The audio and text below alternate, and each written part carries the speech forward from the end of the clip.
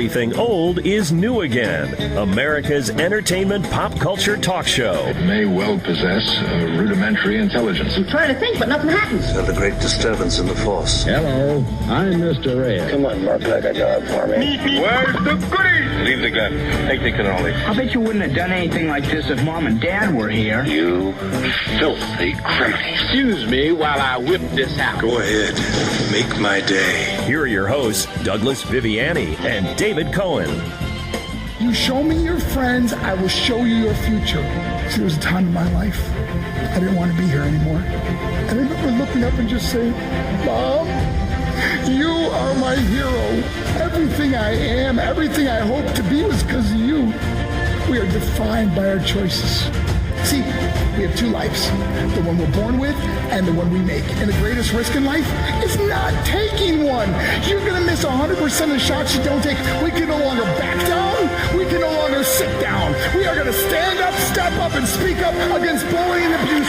We are going to bring hope to students who've been hopeless. Say, I believe! Welcome to Everything Old is New Again. This is Douglas Viviani, sans David Cohen, as we're going through the coronavirus quarantine here. We have David Cohen that's living in the belly of the beast there in New York City, so he's got to stay home, but that's okay. He's doing well.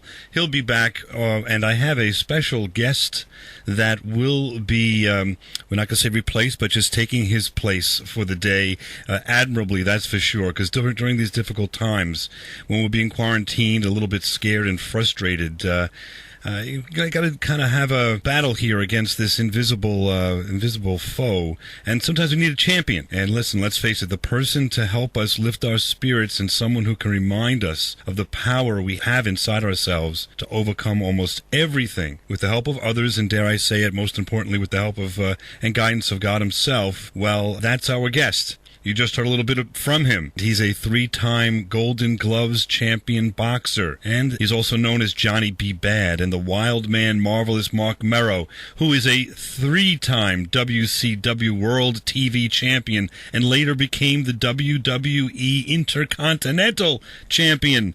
And thereafter, after he retired in 2006, he became the creator and motivational speaker that he is today, that's been seen by millions on YouTube and countless people and kids in schools across America. Champion of Choices is his anti-bullying and informational program. Marc Mero, welcome to Everything Old is New Again. Wow, Douglas, I got to tell you, man, that introduction was longer than waiting the ring for the Undertaker's entrance. There you go. I'm envisioning the crowd riled up behind me as I was going through that, because it deserves all the accolades that we can present to you, because it's a great story, and it's something that in this time where people are a little bit frightened, and especially children, there's some navigation that we need to do to get them through this time and to be hopeful. I can think of no better person than yourself. So let's just start, though, for those who haven't heard us in the past, and for some reason haven't seen you presenting this terrific story and program on YouTube and of course in person. What is Champion of Choices? Champion of Choices is a company I founded in 2007, so this is what my 13th year presenting at schools all over the world. And it really deals with relevant issues students are going through, whether it's depression, anxiety, being bullied or abused, self-harming, and, of course, suicidal thoughts that we deal with on a daily basis from students that write to us. But we also, talk about goal setting, about going after dreams and goals in life and achieving such amazing things by believing in yourself and believing in your vision. And what's so cool, Douglas, is, like I said, I've been doing this 13 years. It is so cool to get a letter from a kid that saw you years ago that has got his own business now, professional. They got a record deal, a professional athlete. And they write to me and say, the day that you came to my school was the day I wrote this into existence. And that's part of the presentation, was writing your dreams and goals down and putting it somewhere where you have to see it. So it reminds you every day not to give up on those goals and see that vision. That's what, that's something that I never considered. That's so interesting that because you see yourself on some videos and you see promotionals and all that, and you get excited about this program. You see the children come up in school afterwards and high five and speak to you and hug you and share their stories. And sort of in my mind, it ends there. But isn't that interesting? 10, 13 years later, of course, they're adults. They've achieved things, hopefully. And to see that be the critical point in their life was your speech and your information you provide them as to setting goals and what can happen and what you do about surrounding yourself with people that are winners, not losers, and so forth. All these special messages. But I didn't think about that. That must really be rewarding to see the result, and it's unsolicited, this response that you're getting back from these people 10 years later. It must be an amazing feeling. Douglas, there's no greater joy than helping another person. And, it's amazing because now that, our Champion Choices program is completely stopped at this point because there's no more schools, no more, getting together and, this social distancing and everything that we're doing right now.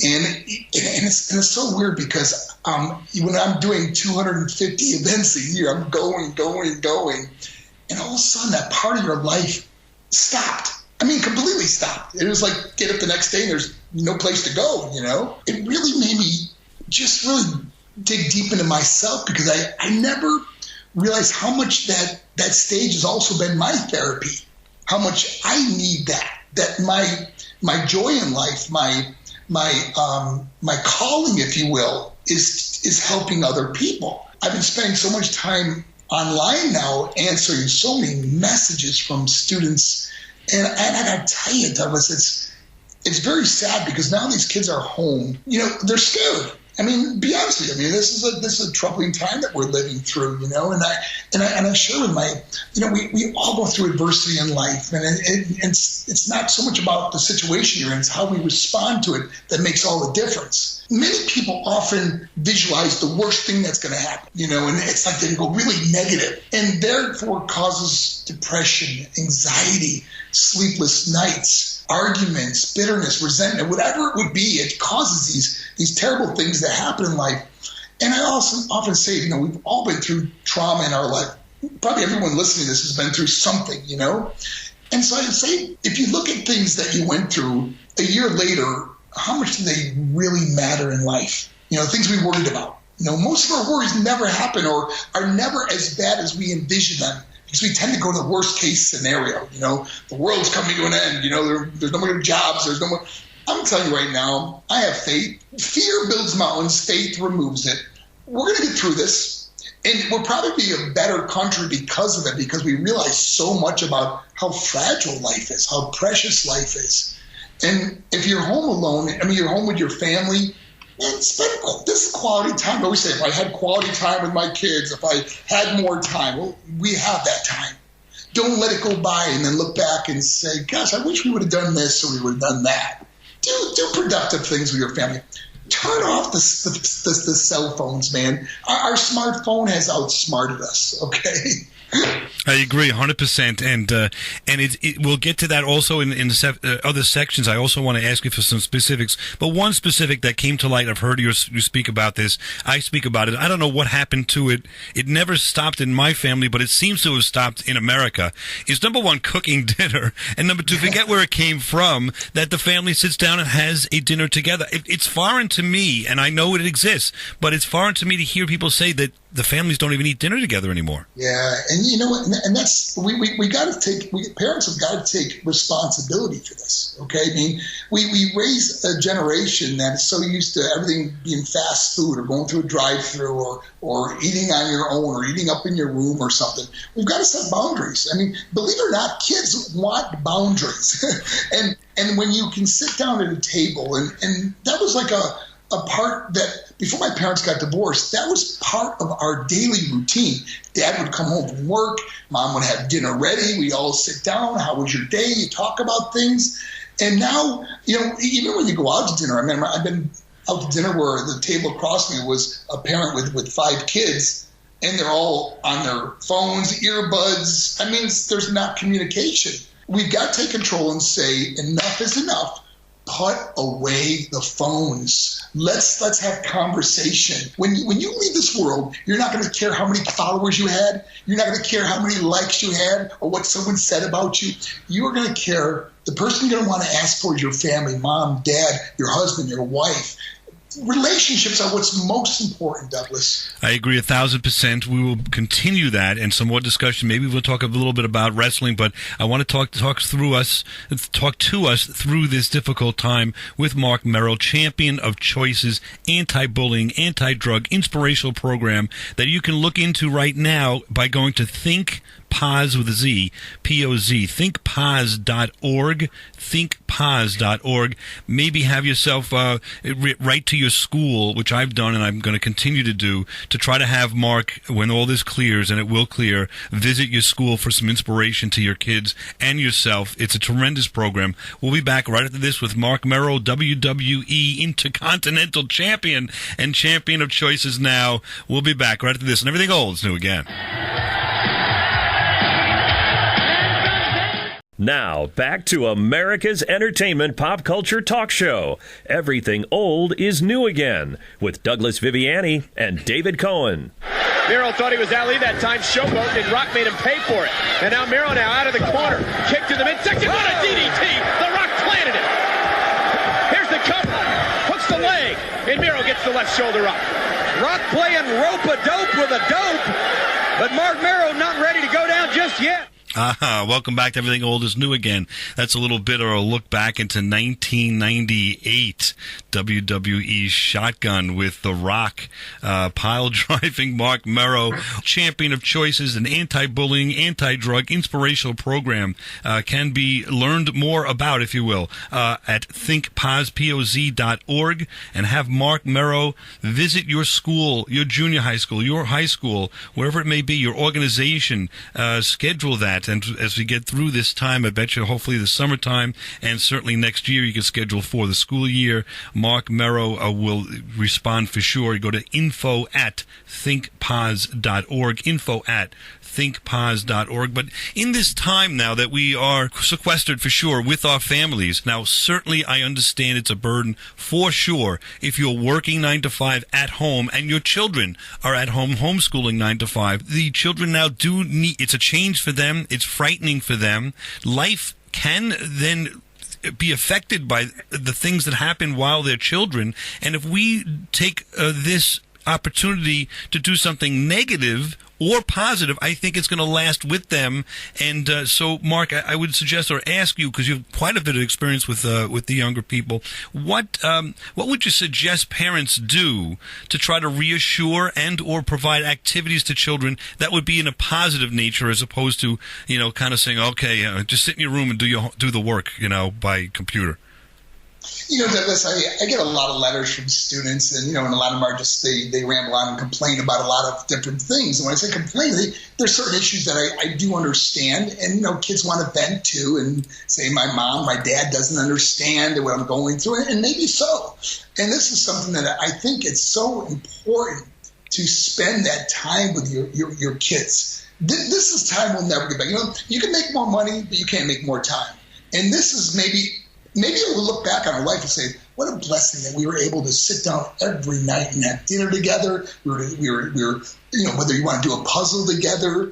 But the thing I'm seeing with a lot of kids is the depression, and anxiety, and the worry of and understandable, that we don't, when we had the 9/11 happen, and our towers came down and we were attacked, and we seen what happened. This is something you can't see. You don't know where it is. And all of a sudden you have to stay home. You can't go. And everything that's happening right now, and you get kind of paranoid. I mean, even when I was at the grocery store today, I had to pick up groceries. I wait till the last minute. I have to get some food at my house. And when I walk in, I don't see no other wipes to wipe the cart. Well, they had a guy doing it specifically. I go, are these carts clean? It's like, you want to make sure that we're safe. And parents, some go overboard to make sure their kids are safe. And kids, I want you to understand that your parents love you so much. So don't look at it like they're being overbearing or something. Look at it as like you are so blessed to have parents that love you. Because, man, I tell you, I do meet the kids that don't have parents or don't have anyone that even cares about them. and it's one of the saddest things that I've ever seen in my life. I met a young boy who was an all-star football player. He got a scholarship to college and high school. And I said to him, your parents must be so proud. And he goes, they never saw me play. My heart broke for that child. So I see both sides of what's happening right here. And, through the depression, anxiety that some of the kids and parents are going through right now, man, first of all, breathe. Take some deep breaths, man. We're going to get through this. I mean, we're all in this together. This isn't like one person who's going through this. We are all in this together. And you know what? Together, we're going to get through it, and it's going to be better than ever. But here's the thing is, try to stay away from junk food. Junk food takes depression to another level. You eat all this junk food, all of a sudden you just feel terrible, and the depression even gets worse. Try to eat healthy. Exercise. Do some things with your kids, whether it's walking lunges, whether it's walking around the block, or whether it's doing something together, that you make it a little fun, I'll race you to the corner, or do some things that are really cool, but engage. Don't one person be in one room and another person be in another room and just playing video games all day. Limit the games, limit the video games, limit the time on the smartphone, and make quality time. Make it a priority. Make that quality time a priority. Learn about each other. Parents, tell your kids about, their grandparents or their great-grandparents. Learn about the history of your family. There's so many options that we can do in this time because we will maybe never get this time back again. Right, and we could maybe take this time to establish or reestablish things that we've given up, like we talked about this already, like the dinner, family dinner. But also, how about my kids fortuitously, maybe a week or two before this all broke, finally got off of the training wheels on the bicycle. So now we go out every day at 4 o'clock. We make it a time now in this situation to all of us go out, and I can tell, I never thought it would happen because they didn't like it as much because of the training wheels and it was difficult, or Dad was taking the training wheels and running next to the bike and all this business, but and it wasn't as fun. But now, once they're on their own and they can navigate that bicycle, they want, and not just by themselves, they're begging in a way. They're saying, are we going today? What's the weather like? They want to go on that bike ride with Mom and Dad. Again, they're 10 and 7. I don't know the ages of all children's experiences, but I think it probably runs the gamut. If you establish something like that, or the puzzle, or the game night, or movie night, or whatever it might be that you're going to do together and experience it together, and as you say, talk about the family and the other experiences that the family's had in negative times, and how did Grandpa deal with, I don't know, World War II or Vietnam War or whatever it might be, in a positive way. They really engage and enjoy that. It's not like they want to be on that cell phone anymore. They want to engage, if that makes sense. And consistency is so important. Doing the same thing each time of the day, or just like when they went to school, they had consistency. Periods, when a period ended, the next period started. Have consistency at your home too. And, ask your kids questions, even whether it's funny questions or things that, what they like to do. Where do they see themselves? I always say, where do you see yourself in 5, 10, 20 years down the road? What inspiration do you have? What do you want to do when you grow up, And, and it's so funny because when you ask a little kid what they want to do, they're like, I want to be a fireman, or, they have such faith, and I tend to think that as adults, we tend to lose that faith. We tend to lose that childlike quality that you just believe you can accomplish anything. And as an adult, it's fun to bring that back in, Oh, man, I want to see you do something great in this world. I know you're going to be the best at it, or you're going to do the greatest job you could possibly do. But they want to see encouragement in you. And whenever I talk to a student about what they want to do, and you get the answer, I don't know. Yeah, kind of. You like sports, and you pull it out of them. And next thing you know, you hit a nerve, and all of a sudden there's this great conversation. But so many times when they say, I don't know, or I don't feel like it, or whatever, sometimes the conversation ends there, and it's hard to pick that back up. Right. So stay enthused when you talk to your children. This is a tough time, and they want to see hope. They want to see light in you. You are the light in this dark world for them. So keep shining, parents. Keep shining. That makes a lot of sense, too. And when you think it's a dead end or a period on the sentence, as you're just saying, where they say, I don't know, sometimes that means I know, but I don't want to say it. And there's a reason why I don't want to say it, because maybe, there's a lot of reasons, but maybe you're going to judge me and think it's not a great thing, or think it's impossible. Like I was a kid, and I always wanted to be on the radio. I didn't start this till I was late 40s. Why? Because in my mind, I made up this idea that there's no path to it, there's no school to get to it, there's no way to get there, so my family, they're not going to support it, so I'm not even going to say it. And it was never investigated further. Had I had a conversation with my parents about it, I bet you they would have supported me, but I stopped myself from achieving my dream in some ways till later in life because I edited myself from not talking to my parents. I often say that, you can get wisdom from one of three ways. You get wisdom from books and DVDs. You get wisdom from mentors, your parents, coaches, teachers, a pastor, a leader of a community or whatever. Or you get wisdom from mistakes. And I got to tell you something. I have learned more from some of the mistakes I've made in my life that I don't want to see other people go through.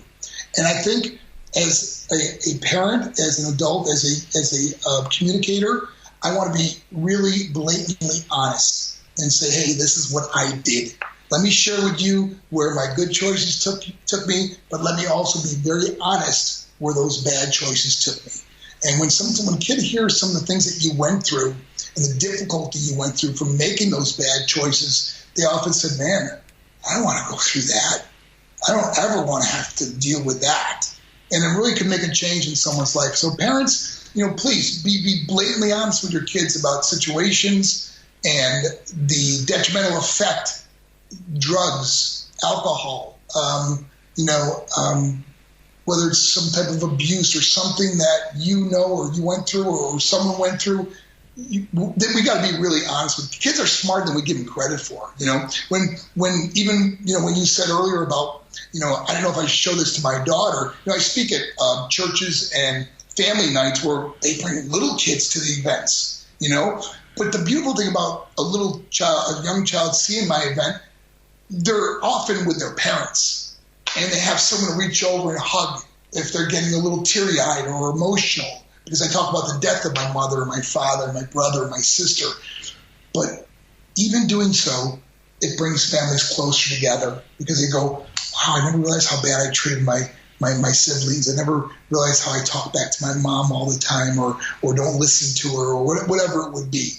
And we see such changes in families from the dynamic from these presentations. Makes a lot of sense, and we will make some more sense of this all with Marc Mero. And our last section here, Champion of Choices, is the program, thinkpause.org. We'll be back right after this, and everything old is new again. Wild man Marc Mero and Stone Cold Steve Austin have faced before. Tonight, the Intercontinental title tournament continues, and these two men are vying for a spot in the finals. This is going to be a tremendous matchup. These two men certainly are no strangers to each other. We have seen them. You're listening to Everything Old is New Again, America's entertainment pop culture talk show with Douglas Viviani and David Cohen. I know what it's like to be bullied as a kid, and I know what it's like to have people always on you and what it can do to your self-esteem. So I'm so proud of you for what you're doing. All these kids know that they're special. They're one of a kind. If they're a child of God, the Most High God, and they need to understand that they're just growing and developing and they're moving on to greatness. So thank you for what you do. Brother, I appreciate it, man. I'm on the team, and I love you, and I love what you do. And we all love Everything Old is New Again, of course. That goes without saying. But we're back here on Everything Old is New Again, speaking with Marc Mero. He was the Intercontinental champion for the WWE, the TV champion for WCW, and his nonprofit organization, Champion of Choices, which is an anti-bullying, anti-drug inspirational program that he speaks to and presents to high school and junior high school children. He's available for scheduling now after this difficult time. Life will go on, and we will need inspiration and continued inspiration for our children. And I have to tell you that thinkpause.org, ThinkPoz.org is a place where you can gather all the information you need about this program. And maybe if you like to communicate, I think it would be a great idea to communicate with your junior high school, your high school, and have them take a look at thinkpoz.org or directly with Mark and his team at info@thinkpoz.org. info@thinkpoz.org. Anyway, we're back with Marc Mero. Thanks for spending so much time with us, Mark. Appreciate it. Oh, Douglas, it's a pleasure, man. We had a great time last time, and I was happy to hear from you and do this again. Excellent. We will make it a regular thing whenever we can. I really enjoy talking to you, and I believe in the program significantly. Forget the YouTube. I think people need to see you in person for that hour or whatever it might be, and experience it that way. And I'm hoping that our school locally will listen to me and listen to these shows that I'm going to send out. Well, thank you. I appreciate that, Douglas. Great. Now, let's turn a little bit towards wrestling, because we have a bunch of wrestling fans. We've talked about wrestling in the past on the show, and we've had a lot of fun with it. I'm going to do a little bit of it's not necessarily a quiz, but let's do a little bit of dirt, if you will, on wrestling.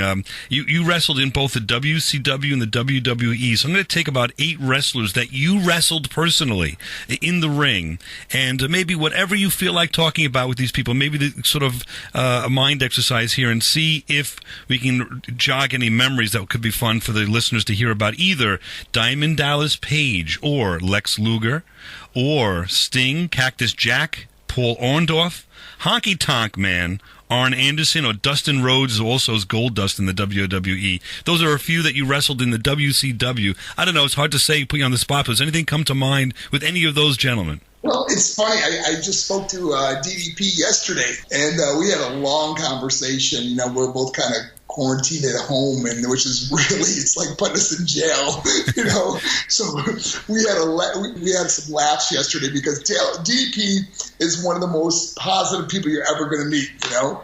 And so when we're on the phone talking, he's concerned like everybody else, you know.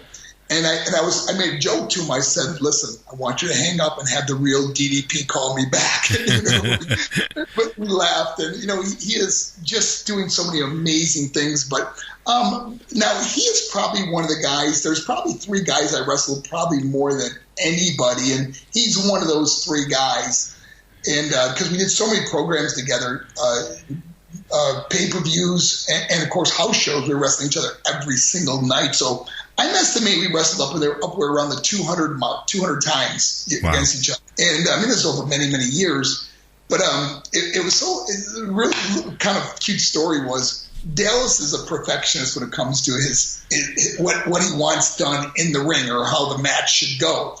So knowing we're doing a pay-per-view, let's say they give us, I don't know, I'll just throw a number out there. Let's say they give you 12 minutes on a pay-per-view, okay? So you're putting together a 12-minute match. And Dallas and I sometimes would go down to the power plant for WCW, had their own wrestling school like they have. So anyways, we would go down the power plant, and we would train with each other, and things that we would do. And Dallas would just be so enamored by wanting to get the perfect match. I mean, because he was really new. I mean, he didn't start till he was like 35, So I remember that night, I was sound asleep. The phone rings at 2:30, 3 o'clock in the morning. And this is back when there wasn't cell phones. There was a phone next to your bed that was really loud, So I jostle over and get the phone. I go, "Hello?" He goes, "Hey, Badman." That's what he called me, Johnny B. Bad. He goes, "Badman, listen, I got a spot I want to run by you." And I'm like, "What time is it?" And he goes, well, 2:45 or 3 o'clock, whatever it was. "Why are you calling me now?" He goes, I couldn't sleep, man. I had to tell you this spot. So that's how. And so you wonder why he is the way he is today. Always wanting to do great. Always wanting to take everything he did to another level. Never turned it off. It was always something on his mind. Yes, just the kind of person he is. He's just one of those 24/7 to work ethic. Just maniacs, and I love him. He's one of my best friends. That's great. And if you look back at those matches, those are great matches on the WCW. You can see some of them on YouTube. Take a look if you want to have some kicks to see some of what we're talking about here. And how about just for kicks, the WWE Triple H, which is Hunter Hearst Helmsley, Steve Austin.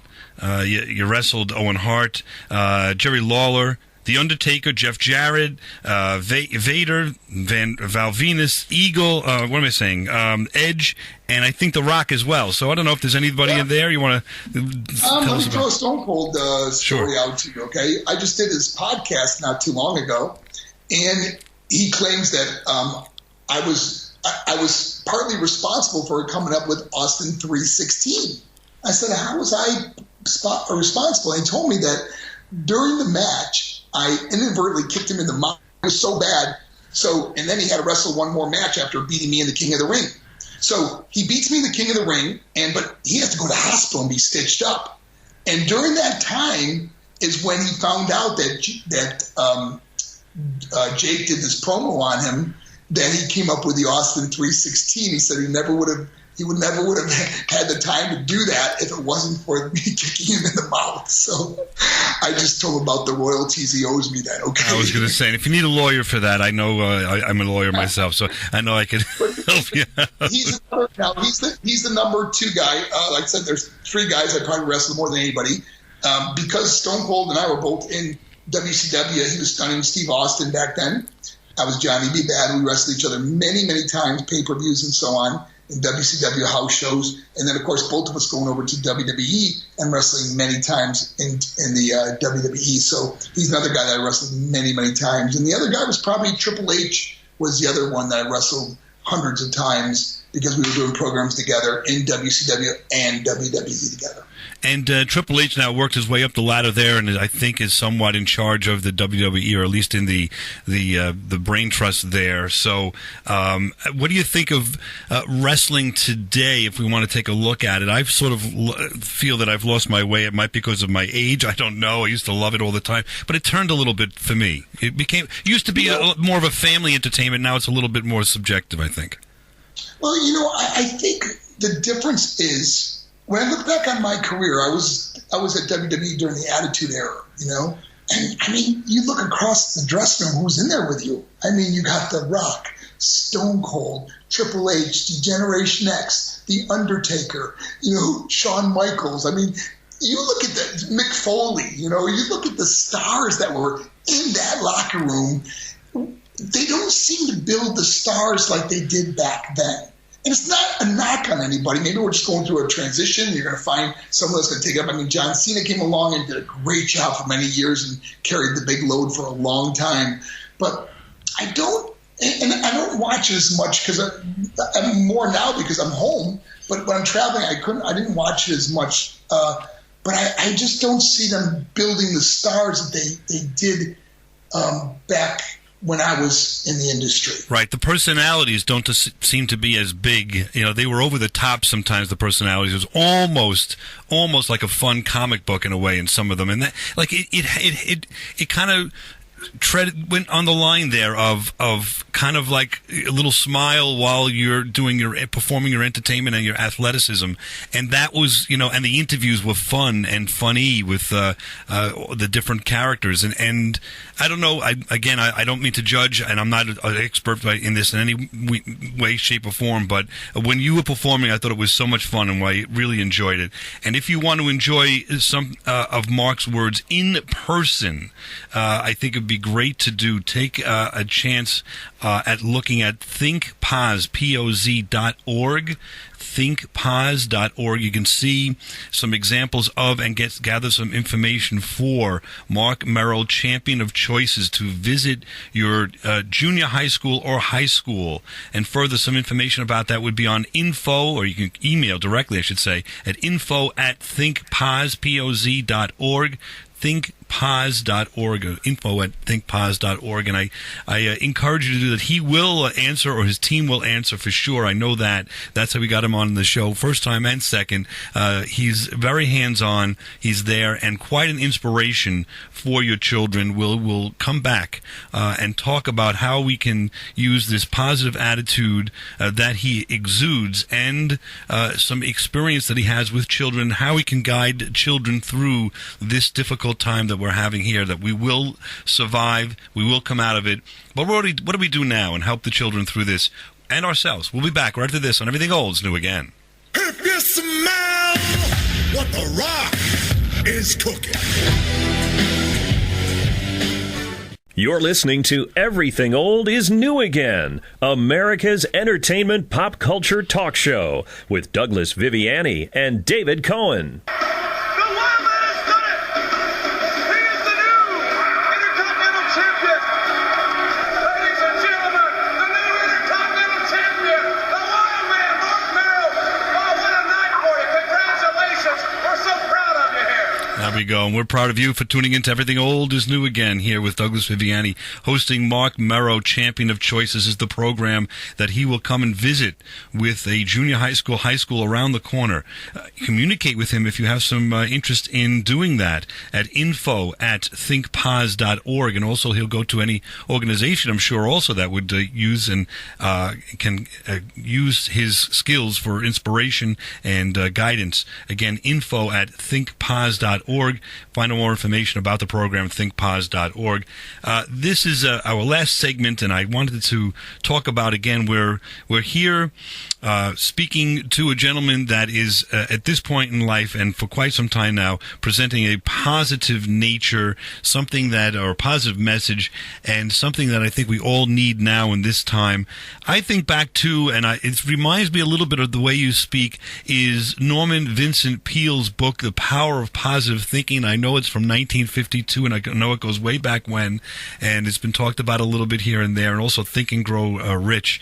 Have you read those? Is that any inspiration, or am I off the mark here on this? No, I never read those books, but I've heard that before. It's funny you mentioned that. Because you also wrote a book called How to Be the Happiest Person on the Planet, which still is available on Amazon.com, and I think is a great read as well. You've gone through ups and downs. We spoke about that a little bit, and you learn about that in great detail in your presentation, which is very moving and very powerful and very strong, I would suggest. But just without going into all of that, because we don't have the time, but the idea is you've gone through trials and tribulations. What was it that inspired you to come out of the dark side, so to speak, and now become the person that you are today to present such a positive and helpful message to all of us, including our youth? Well, first and foremost, I want everyone to know this. It's my faith in God that has really turned my life around. I don't want to just sugarcoat this and believe, well, positive thinking and good things happen, although that could happen too. But I really, happiness is a choice. We're all going through something, and even before this happened, my life's not perfect, I went through a divorce this past summer. I lost 6 very close people in my life that died way too young. In fact, one of my closest friends did a lot of the tattoos that are on my body. He's one of the greatest guys, and he died at 37 years old from cancer. Lost my uncle. My financial consultant died at 61. It was like tragedy after tragedy, And every day you can get up and just think about, oh man, my life is miserable. I'm so sad all the time. But I want to be a light in this darkness. No matter what I go through, I say, you know what? There's someone else out there that's got it so much worse than me. There's someone that woke up today that doesn't know how they're going to survive today.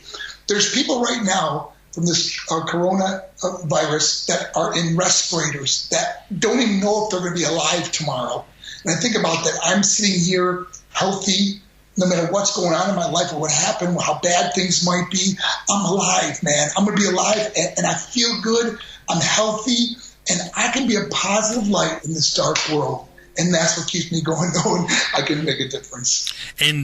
But there had to be a time when you were down and something slapped you in the face, figuratively speaking. Something happened. I don't have to know the specifics, but something happened to give you that turn. And what was the first thing you turned to? Was it religion? Was it something else? Well, just to help somebody that's sort of down now. A quick scenario here is that, I lost with drugs. Just the drug addiction for many, many years, back and forth. I get clean for a while and I go back to it. And year after year, the depression, the anxiety, going through my divorce with, many people know her, Sable. Rena was my wife for 10 years, going through that. And after that, I hit rock bottom. Financially, made some horrible financial decisions in my life. The housing market tanked. It was like the perfect storm in my life, and it got to the point where I just was suicidal. I didn't want to be here anymore. I was so depressed. I felt that I didn't have anybody to talk to. And it was at that point that I really turned my life over to God. And I said, like, it says when you're at the end of the rope, when there is God, in a sense, that kind of happened to me. And when that happened, I didn't know what I was going to do in my life. I became, believe it or not, I became a personal trainer at Gold. And I want to say this, there's anything bad about being a personal trainer. I loved it. It was one of the things that really took me to the next level. But I remember people coming into the Gold Gym and going, "Hey, Marc Mero, man, professional wrestler, what are you doing here?" Well, I train people. You train people. Like, it was like, almost like it was beneath me or something, where that's what helped turn my life around, was helping other people. And then it led to my own gym, speaking engagements, and my life took off. And everything I lost was, in a sense, given back to me. And now I realize that no matter how dark it gets, man, you have to keep being a light. You have to know it's going to get better. You have to believe it's going to get better, first of all.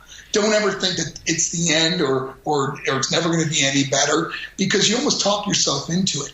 And believe me, even when you see it getting better, you go, "No, it's not real. It's not going to happen." Or you meet someone, so sometimes we're so fixated on a door that closes in our life, bitterness, resentment, or unforgiveness, that we miss the door over here that's opening.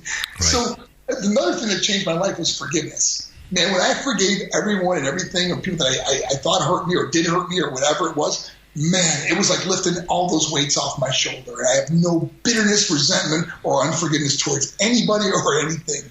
Right, and as those pile up, if you carry these animosities, these resentments with you, they pile up and they're on your back, and and sometimes you don't even know why you're upset. But if you examine it, it's because of all this stuff that in the back of your mind you continue to carry with you. Throw it away. It's the past. Move on. We all have learned. Those people that wronged you will learn a lesson from doing that as well, and come back better. And I think it's a great message. The idea there will be a tomorrow. Tomorrow you can make a small step to the right direction, or you could take a small step or a large step continuing in the wrong direction, and it's up to you. You're champion of choices, and that's the whole program here. Is you're saying you can make choices about who you surround yourself with. You can make choices as whether you're going to try to get help or not. And I love the idea, and I believe in this, that once you do something nice for some person, that person, just the pat on the back or the thank you, it makes your day, and then you're sort of addicted. You sort of want to keep on, as it builds, you want to help more and more people. Generally speaking, the word help, it could be just referring out, a mechanic to somebody, and that mechanic is very helpful, very happy. He did that for you, did that for them, and maybe they'll refer you out. And just saying that it can build, if that makes sense. And I think that's what you're saying, right? So we never know what someone else is going through. And, man, it's simply a big smile, a high five, a hug, a kind word. You never know how much that person needed it. And at the end of my presentation, I love meeting with students and faculty and people after the presentations. We usually have a bunch of people that always want to meet me or say hello or whatever. We have these great conversations. And they see my energy and my joy of what they're bringing to me. And you just see kids walking away just in tears and so happy. And that's what's important, to guide these people. And I think it's important to acknowledge and remember for the audience, we spoke earlier, that this presentation that you have has and does affect people. It sort of could be the turning point in someone's life, and you've seen it happen. You're getting emails now when there's time off, and I'm sure you've gotten before then, as you said, of people that have been affected for the positive by your presentation. And so before we forget and before we run out of time, I want to again encourage whoever's listening, believe me, go to thinkpoz.org, and you'll learn more about this. If you feel like it, go to YouTube and hear of what is being presented and would be presented to your children at the high school, at the junior high school, at your organization, whatever organization it might be. It is very much worth your while to get involved with this. And if you'd like to, go ahead and call or write to your school district and just suggest this show. Suggest, if you want to, they can hear all about it. Or suggest just contacting Marc Mero at info@thinkpoz.org. thinkpause.org, or again, going to thinkpause.org and finding out more information about this program. I think it's terrific. And Mark, we've got like a minute left. I wanted to again take the time before we run out of time to thank you, not only for being on this show, which is a high five, so to speak. I'm giving back to you and thanking you. It helps us. I'm happy and I want to present your message, but I also want to present good radio and different radio. This is totally different and good and positive in nature. It's needed at this time, and your inspiration and guidance and helping us through this time is much appreciated. So thank you so much. I really appreciate having me on today, man. I tell you something, you guys got a great show, and I hope your listeners enjoy this presentation today. And just for everyone that is at home right now, be the light in this darkness. I'm going to tell you something. You are shining a blazing path, and we're going to get through this together. Don't ever give up. I love that message. I really enjoyed the time. Thank you, Mark, so much for being on Everything Old is New Again. We look forward to the next time. We've had so much fun. Again, champion of choices, thinkpause.org. We'll be back next week on Everything Old is New Again to continue discussing and enjoying all things entertainment, pop culture on Everything Old is New Again. This is my fight song.